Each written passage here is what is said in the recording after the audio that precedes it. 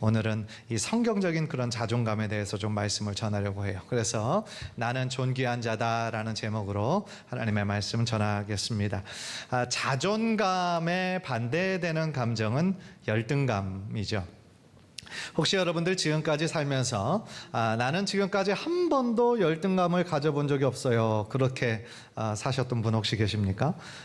계실 겁니다. 예, 계실 건데 아마 대부분은 열등감을 몇 번은 가져본 적이 계실 거예요. 저의 예측이 아니라 이미 그 미국의 저명한 심리학자가 많은 샘플들을 대상으로 조사를 해보니까 95%나 되는 사람이 열등감을 가져본 적이 있다, 그렇게 이야기를 했거든요. 아마 한국적인 상황도 크게 다르지는 않을 거다라는 생각이 듭니다. 그 정도로 많은 사람들이 적어도 어떤 특정한 인생의 시기든지 아니면 몇 번이든지 아니면 지속적이든지 이 열등감을 경험한 분이 그렇게 많이 있다라는 거예요. 그런데 심하게 열등감에 빠져 있는 사람은요, 행복한 삶을 살기가 어려워요. 늘 불행하게 생각합니다. 자신은 늘 왜 이렇게 부족한가 한심한 생각을 많이 하죠. 그래서 자신에 대한 자신감이나 어떤 그런 자부심이나 이런 것들이 굉장히 결여되어 있습니다. 그래서 어떤 일을 해보다가 노력해보면 포기하게 되면서 나는 뭐 그렇지, 나는 안 돼, 나는 무가치한 존재야, 이렇게 자기 자신을 이렇게 평가하게 되는 것이죠. 그러다 보면은 자신들의 인생에 늘 부정적인 이렇게 언어가 많이 있게 되고요, 또 그 사람의 감정에도 쉽게 영향을 미치는 거예요. 우울해지는 거고 자기 침체감에 빠지게 되죠. 그러면서 다른 사람들과의 관계도 소극적이 될 수밖에 없어요. 대화하면서 그러한 뜻이 아니었는데 상대방이 자신의 어떤 약점을 공격한다라고 느끼고요, 그러면서 쉽게 상처를 받아요. 그런 모든 것의 원인이 자기의 자존감이 굉장히 낮기 때문에 생기는 현상들이다라는 거죠.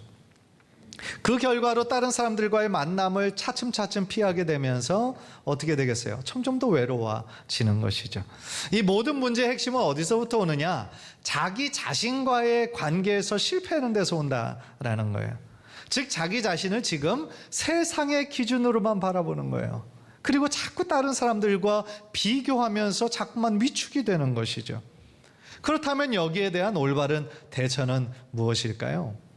그것은 바로 부정적인 자아상을 버리고 긍정적인 자아상으로 바뀌는 건데요, 더 정확하게 말하면 성경적인 자아상을 회복해야 된다라는 거예요.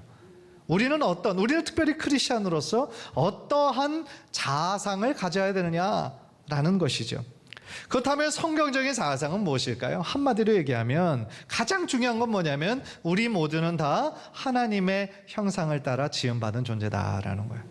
우리 모두는 다 하나님의 형상을 따라 지으심을 받은 거룩한 존재다라는 것이 우리가 가장 중요하게 생각해야 될 성경적인 자아상이다라는 거예요. 오늘 보면 창세기 1장 27절 28절을 보면요, 이렇게 말씀하시죠. 하나님이 자기 형상 곧 하나님의 형상대로 사람을 창조하시되 그랬어요. 하나님께서 이 땅의 모든 만물들을 다 창조하셨잖아요. 호흡이 있는 모든 생물들, 식물들 다 창조하셨는데 다른 동물들과는 다르게 우리 인간을 창조하셨어요. 어떻게 창조하셨어요? 하나님의 형상으로 지으셨어요. 다른 동물들은 다 그 존재 자체 나름의 목적이 있고 이유가 있지만 그들에게는 하나님의 형상이 없어요. 그러나 우리 인간에게만 하나님의 형상으로 지으셨다, 이 얘기예요. 즉 우리들에는요 다 모두 다 특별한 목적으로 지으심을 받았다라는 거예요. 따라서 우리들은요 돈으로 어떤 돈의 가치로 계산할 수 있는 그런 상품이 아니라 하나님의 작품으로 우리는 지음을 받은 존재다라는 거예요. 여러분들 세상의 기준으로 보면 이건 얼마짜리, 이건 얼마짜리 자꾸 비교하죠. 그러나 정말 작품은요 그거의 돈의 가치를 매기지 않아요. 왜냐하면 누구의 작품이다라는 그것 하나로 충분하기 때문에 그렇죠. 그렇다면 여러분, 하나님의 형상이란 의미는 무엇일까요? 우리가 누구를 닮았다 했을 때 그거는 보통 누구의 외모를 얘기하잖아요. 아니면 그 사람의 성격을 의미할 때가 많아요. 그래서 자녀들이 부모의 이런 모습 닮았으면 야, 너는 아빠를 꼭 닮았구나, 너는 엄마를 꼭 닮았구나 얘기하는 것은 우리의 외모나 어떤 성격을 얘기하는 거죠. 그런데 하나님은요, 영이세요. 그죠? 하나님은 영이십니다. 어떠한 형체를 가진 게 아니라는 것이죠. 그렇다면 하나님의 형상이란 무엇을 의미하는 것일까요? 이 부분에 대해서 성경학자들은 약 두 가지로 정리를 했어요. 우리가 하나님의 형상으로 지으심을 받은 존재라 했을 때 그 의미가 뭐냐? 첫 번째는 우리에게 지정의를 주신 인격적인 존재로 만드셨다라는 거예요. 생각할 수 있는 능력, 또한 감정을 주신 거, 선택할 수 있는 권한을 주신 거. 그게 바로 하나님의 형상으로 지으심을 받았다라는 의미라는 거예요. 또 두 번째는 뭐냐면 오직 인간에게만 영혼을 우리들에게 주셔서 하나님과 대화할 수 있고 교통할 수 있는 통로를 우리들에게 주셨다라는 거예요. 따라서 그 얘기는 뭐냐면 다른 동물들에게는 영이 없어요. 하나님과 대화할 수 있는 통로가 없는데 오직 우리 인간에게만 우리를 지으신 창조주 하나님과 대화하고 교통할 수 있는 영적인 창구를 우리들에게 주셨다라는 거예요. 여러분, 전도서 3장 11절 우리 한번 다 함께 읽을까요? 시작. 하나님이 모든 것을 지으시되 때를 따라 아름답게 하셨고 또 사람들에게는 영원을 사모하는 마음을 주셨느니라. 아멘. 사람들에게만 뭘 주셨어요? 영원을 사모하는 마음을 주셨어요. 다른 동물들은요, 어떤 이 죽음 이후의 세계에 대해서 전혀 고민하거나 생각하지 않아요. 눈에 보이는 것에만, 이 물질적인 세상에만 집중하는 거죠. 그런데 사람들에게는요, 아니라는 거예요. 영원을 사모하는 마음을 주셨어요. 즉, 이 눈에 보이는 세상 이외에 또 다른 세상이 존재한다라고 하는 그것을 사모하는 마음을 허락하셨다라는 거예요. 이것이 바로 우리 인간들에게만, 사람들에게만 주신 하나님의 선물과 같은 것이다라는 거예요. 그런데 여러분, 큰 문제가 하나 생겼어요. 그게 뭐냐면 하나님의 형상으로 완벽하게 지으시고 창조된 것을 보시고 참으로 좋다라고 생각하셨던 그 아담과 하와에게 무엇이 들어왔어요? 죄가 들어왔어요. 그래서 그들 안에 죄가 들어오게 되니까 하나님의 완전한 형상이었는데 그 완전했던 형상이 왜곡되기 시작하고 일그러지기 시작했어요. 그러면서 그들 마음 안에 교만한 마음, 다른 사람들과 비교하는 마음, 그런 마음이 들어오기 시작했던 거죠. 그래서 제일 그들의 마음의 중심이 하나님으로부터만 있었는데 그들의 마음의 중심이 자꾸만 하나님 이외에 다른 것을 찾기 시작했다라는 것이죠. 여러분, 그 죄라는 그 원어가 헬라어로 하말티아라는 뜻인데요, 그 하말티아라는 말은 관역을 벗어났다라는 뜻이에요. 이 관역이라는 건 뭐겠어요? 관역이라는 것은 우리들의 삶의 목표가 되고 목적이 되고 방향이 되는 것 아니겠어요? 하나님께서 우리를 창조하셨을 때 하나님께서 의도하시고 계획하신 삶의 방향과 목적이 있다는 거예요. 그런데 죄는 뭐예요? 그것을 벗어나는 거예요. 하나님의 뜻에서 멀어지는 거예요. 자기 자신이 보기에 좋은 대로 행하는 거예요. 그러면서 아담과 하와에게 이 죄가 들어오면서부터 그들 안에 있던 하나님의 형상이 왜곡되기 시작했다. 그러면서 죄의 길을 따라가기 시작했다. 그때부터 원죄가 시작되었던 거예요. 그런데 하나님은 우리를, 인간을 불쌍히 여기셨어요. 그래서 자신의 사랑하는 아들 예수 그리스도를 우리들에게 보내주신 거죠. 그러면서 죄인들이 예수 그리스도를 인격적으로 만나게 되면 어떤 일이 일어나느냐? 일그러지고 왜곡되었던 하나님의 형상이 다시 회복되기 시작하는 거예요. 변화되기 시작하는 거예요. 주님 안에서 새로운 존재로 다시 거듭나게 되는 거예요. 예. 물론 우리가 예수님을 믿는다라고 해서 죄를 그때 이후로는 하나도 짓지 않는다라는 것을 의미하는 것은 아니에요. 여전히 죄를 져요. 우리들의 연약함 때문에, 우리들의 교만함 때문에 여전히 죄를 져요. 그러나 우리가 반드시 기억해야 하는 것은 예수님을 만나기 이전과는 엄청난 차이가 있다는 거예요. 왜냐하면 예수님을 만나기 이전에는 왜 죄를 졌냐면 죄인이기 때문에 우리가 죄를 진 거예요. 죄를 지을 수밖에 없었던 거예요. 그런데 죄의 노예 가운데 있었기 때문에 그렇다라는 거예요. 그러나 이제는 우리가 예수 그리스도를 주님으로 만나면서부터 어떻게 돼요? 더 이상 죄의 노예 가운데 우리는 있지 않아요. 우리는 이제 예수 그리스도의 자녀가 되었고 주님께 속한 자녀가 되었다라는 거예요. 따라서 우리는요, 예수 그리스도를 믿음으로 말미암아 완전히 새로운 창조물이 될 수 있었다라는 거예요. 첫 번째는요, 우리가 정말 성경적인 자화성을 가지기 위해서 하나님의 눈으로 나 자신을 바라봐야 된다라는 거예요. 이 이야기는 뭐냐면 자꾸만 세상의 기준으로 나를 평가하지 말라는 거예요. 예. 세상의 기준은 뭡니까? 돈의 많고 적음이에요. 그 사람의 살아왔던 배경이나 그 사람의 교육 수준이나 그 사람의 외모나 그런 것들을 보고 평가를 하죠. 그래서 우리는 늘 우리보다 부유한 사람, 그럼 더 좋은 배경을 가지고 있는 사람과 습관적으로 비교를 하는 거예요. 그러니까 우리들의 삶에 만족함이 없어요. 늘 부족하죠. 왜냐하면 우리보다 더 나은 사람을 늘 비교하기 때문에 그렇다라는 겁니다. 그런데 여러분, 하나님께서 우리를 바라보시는 눈은요, 비교의 눈이 아니에요. 이렇게 사람들 여럿 앉아있는 사람들을 보면서 너는 왜 얘보다 못해? 너는 왜 얘보다 이런 식으로 비교하지 않으세요. 하나님께서 우리를 바라보시는 눈은 어떤 눈이세요? 사랑의 눈으로 우리를 바라보시는 거예요. 하나님의 절대적인 사랑의 눈으로 여러분들을 바라보고 계신다. 그것이 바로 우리를 향한 하나님의 시각이라는 거예요. 우리는 하나님께서 보시기에 너무나 사랑스럽고 존귀한 존재다라는 거예요. 여러분, 스바냐서 3장 17절 우리 한번 다 함께 읽을까요? 시작. 너의 하나님 여호와가 너의 가운데 계시니 그는 구원을 베푸실 전능자시라. 그가 너로 인하여 기쁨을 이기지 못하여 하시며 너를 잠잠히 사랑하시며 너로 인하여 즐거이 부르며 기뻐하시리라 하리라. 아멘. 한 구절 한 구절 생각해 볼 때 얼마나 감동이 되는지 몰라요. 우리를 보기만 해도 기쁨에 겨워서 감당하지 못하신다라는 거예요. 바로 그 사랑의 마음, 그 사랑의 눈이 여러분들 한 분 한 분을 바라보는 하나님 아버지의 마음이시다라는 거예요. 따라서 이제 우리가 살아가는 것은요, 나만을 위해 살아가는 인생이 되어서는 안 되는 거예요. 이제 나를 죽음에서 살려주신 예수 그리스도로 인해서 이제는 나의 삶의 목적이 주님을 위해서 살아가야 된다 라는 거예요. 내 안에 예수 그리스도의 심장이 뛰고 있다라는 그 느낌으로 주님이 나의 손과 발이 되어서 우리가 그렇게 주님의 마음으로 살아나갈 때에 이 땅에서의 삶이 하나님께서 기뻐하시는 축복의 삶으로 변하게 될 줄 믿습니다.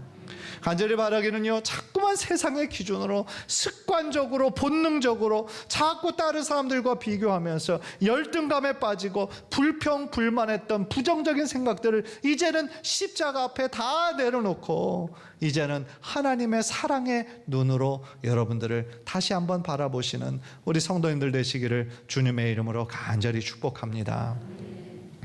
두 번째로 우리가 건강한 자존감을 가지고 살아가기 위해서요, 하나님이 주신 은혜에 늘 감사하는 삶을 살아야 된다라는 거예요. 여러분, 다시 말하면요, 이 자존감이라는 거는요, 우리가 감사하는 삶을 살게 되면 건강한 자존감을 가질 수 있게 된다라는 그런 뜻이에요. 그런데 여러분, 무엇을 감사해야 할까요? 자꾸 인간적인 눈으로 생각해 보면 감사할 게 별로 없는 것 같죠.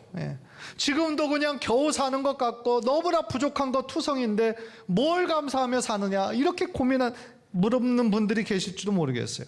그런데 여러분, 우리의 시각을 하나를 바꿔보세요. 우리의 삶에요, 이렇게 하루하루 삶을 사는 게 당연한 게 아무것도 없는 거예요. 우리가 아침에 눈을 떠서 지금 이 교회에 우리가 올 수 있었다라는 게 당연한 게 아니에요. 내가 아침에 일어나서 밥 먹고 옷 입고 준비해서 그냥 운전해서 왔으니까 그냥 당연한 거다, 그렇지 않아요.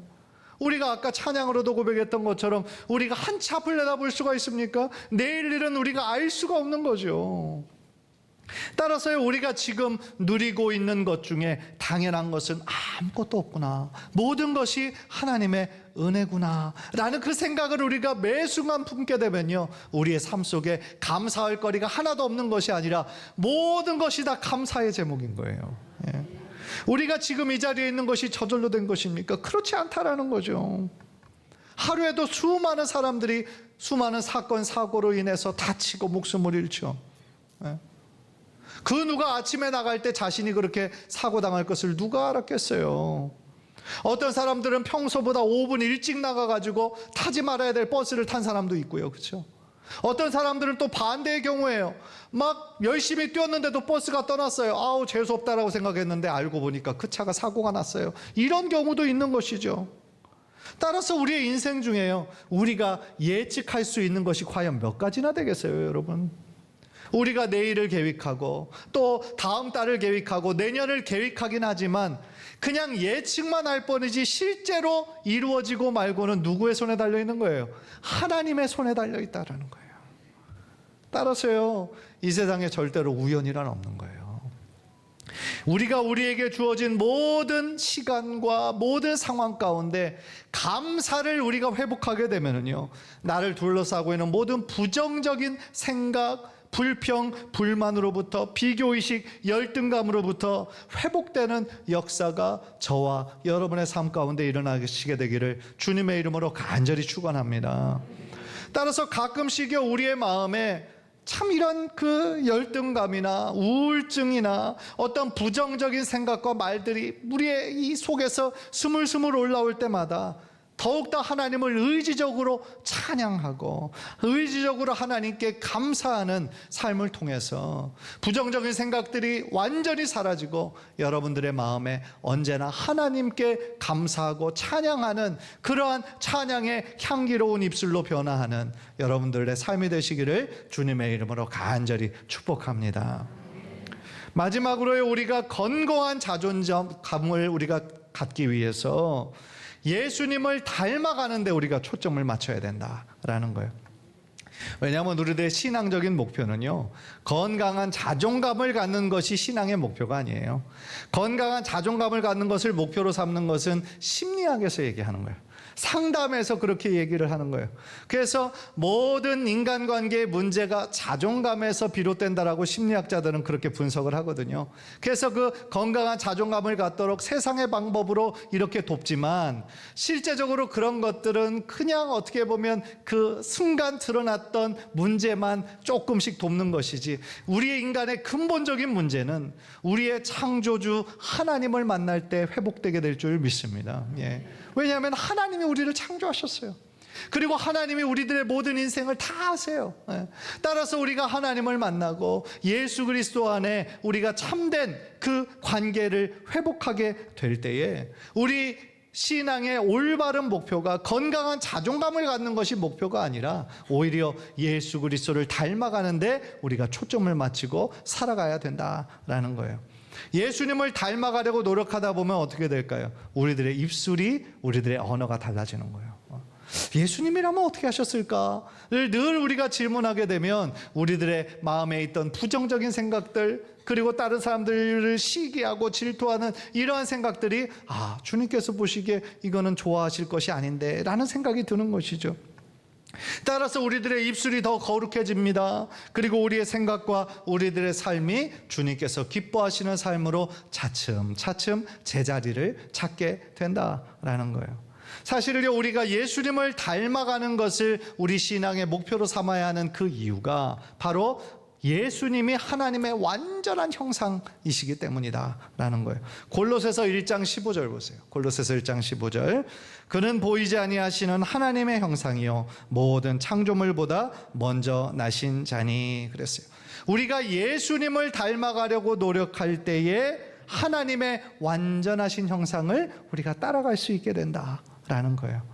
따라서 우리가 제일 처음 우리가 보았던 창세기 1장 27절 28절에서 하나님께서 우리 한 사람 한 사람을 하나님의 형상으로 지으셨다 그랬어요. 우리 한번 다시 화면을 보시죠. 우리 다시 한번 다 함께 읽을까요? 시작. 하나님이 자기 형상 곧 하나님의 형상대로 사람을 창조하시되 남자와 여자를 창조하시고 하나님이 그들에게 복을 주시며 그들에게 이르시되 생육하고 번성하여 땅에 충만하라. 땅을 정복하라. 바다의 고기와 공중의 새와 땅에 움직이는 모든 생물을 다스리라 하시니라. 아멘. 하나님께서 하나님의 형상으로 창조하신 이유가 뭐예요? 하나님께서 그들에게 복을 주시며 이르시되 생육하고 번성하여 땅에 충만하라. 땅을 정복하라. 다스리라. 그렇게 말씀하셨어요. 따라서 이 뜻은 뭐냐면요, 우리가 생육하고 번성하고 만물을 정복하고 다스리는 삶을 통해서 뭐가 드러나는 거예요? 하나님의 온전한 형상이 나타나게 된다라는 거예요. 우리들의 삶을 통하여서. 그렇다면 생육하고 번성하여 땅에 충만하라는 그 명령이 무엇일까요? 단순히 그냥 아기만 많이 낳으라는 의미일까요? 꼭 그렇진 않아요. 생육하고 번성하라는 뜻은요, 우리로 하여금 풍성한 열매를 맺는 삶을 살라는 거예요. 우리들의 인생에 열매를 맺는 삶을 살아야 되는데 풍성한 열매를 많이 맺는 것이 바로 하나님이 우리를 창조하신 목적이다라는 거예요. 따라서 우리가 예수 그리스도를 닮아가려고 노력할 때 주님의 그 사랑과 주님의 그 헌신과 주님의 그 희생과 또한 우리들의 입술로 그 주님의 복된 소식을 아직 모르는 많은 사람들에게 전파하게 돼서 세상에 속했던 자들, 어두움에 속했던 자들이 하나님으로 돌아오게 되는 사람이 많아지면 많아질수록 그것이 뭐겠어요? 바로 그것이 번성하는 것이고 하나님의 그 형상이 더욱더 많아지게 되는 놀라운 결과가 주어진다라는 것이죠. 사랑하는 성도 여러분, 우리의 신앙의 목표는요, 완전한 하나님의 형상이신 예수 그리스도를 닮아가는 거예요. 우리의 신앙의 목표가 장로가 되고 권사가 되고 그것이 최종적인 목적이 아니에요. 우리들의 신앙의 궁극적인 목표는 뭐예요? 예수 믿어서 천국 가는 것이 궁극적인 목표가 아니라 그것은 이미 우리에게 주어진 것이요, 우리들이 추구하고 계속 바라봐야 되는 것은 완전한 하나님의 형상이신 예수 그리스도를 바라보고 예수 그리스도를 따라가는 삶이 되어야 될 줄 믿습니다. 로마서 8장 29절을 보면은요, 이렇게 말씀하세요. 하나님이 미리 아신 자들로 또한 그 아들의 형상을 본받게 하기 위하여 미리 정하셨다. 하나님께서 창세전에 우리를 하나님의 자녀 삼으시려고 예정하신 이유가 뭐예요? 아들의 형상을 본받게 하기 위하여, 예수 그리스도를 닮아가게 하기 위해서 우리를 하나님의 자녀 삼으셨다라는 거예요. 갈라디아서 4장 19절 보세요. 우리 한번 다 함께 읽을까요? 시작. 나의 자녀들아, 너희 속에 그리스도의 형상이 이루기까지 다시 너희를 위하여 해산하는 수고를 하노니. 바울이 복음을 전하고 그가 거듭나게 돼서 예수 그리스도를 믿게 되었을 때 그의 최종적인 신앙생활의 목표가 뭐라는 거예요? 바로 예수 그리스도의 형상이 그 안에 담겨지기까지 계속하여 해산하는 수고를 하겠다라는 거죠. 따라서 우리들의 신앙의 궁극적인 목표가 뭐예요? 바로 우리들의 믿음의 주요 온전케 하시는 이인 예수를 바라보고 예수를 닮아가는 것이다라는 거예요. 간절히 바라기는 우리의 신앙생활의 목표를 다시 한번 우리가 분명히 하고, 이제는요, 우리를 바라볼 때에 세상의 눈으로 나를 바라보는 것이 아니라 하나님의 눈으로 우리를 바라보고 늘 주어진 생활 가운데 감사하고 예수님을 닮아가는데 초점을 맞춰서 우리들의 모든 삶을 통하여 하나님의 온전한 형상이 회복되는 그런 귀한 은혜가 저와 여러분의 삶 가운데 흘러 넘치시게 되기를 주님의 이름으로 간절히 축원합니다.